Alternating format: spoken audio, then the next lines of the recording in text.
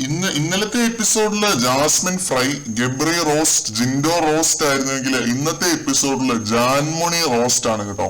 നല്ല ഒന്നാന്തര റോസ്റ്റ്. പുതിയ പ്രോമോ വന്നിട്ടുണ്ട് കുറച്ചു നേരം മുമ്പ്. ലാലേട്ടൻ ജാനുവിനെ ഭിത്തിയെ കയറ്റുന്നതാണ് ആ ഒരു പ്രോമോയിൽ മെയിൻ ആയിട്ടും കാണിക്കുന്നത്. ഹൗസ് മേറ്റ്സിൽ കുറെ പേര്, ജാസ്മിൻ, ശ്രീരേഖ, അർജുൻ ഒക്കെ ജാൻമണിക്കെതിരെ കംപ്ലൈന്റ് ചെയ്യുന്നു ലാലേട്ടന്റെ അടുത്ത്.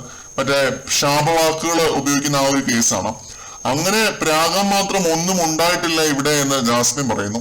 ശ്രീരേഖയും അതുപോലെ തന്നെ എന്തോ പറയുന്നു. വെളിയിലിറങ്ങിയ ജീവിതം കുട്ടിച്ചോറാക്കുമെന്ന് ജാൻമണി പറഞ്ഞതായിട്ട് അർജുൻ ആരോപിക്കുന്നു. അപ്പൊ ലാലേട്ടൻ ചോദിക്കുന്നു ജാൻമണിയുടെ അടുത്ത് അങ്ങനെയുള്ള ശാപവാക്കുകൾ ഉപയോഗിച്ചിട്ടുണ്ടോ എന്ന്. അപ്പൊ ജാൻമണി അതിനെ മൊത്തത്തിൽ നിഷേധിക്കുന്നു. ഞാൻ അങ്ങനെ പറഞ്ഞിട്ടില്ല എന്ന് പറയുന്നു. ഈ സമയത്ത് ലാലേട്ടൻ ആ ഒരു വീഡിയോ സഹിതം പ്ലേ ചെയ്ത് കാണിച്ചു കൊടുക്കുന്നുണ്ട് കേട്ടോ. അപ്പൊ ആണ് ലാലേട്ടന്റെ ഇത്തവണത്തെ കൊട്ട്, ഒരു രക്ഷയുമില്ല.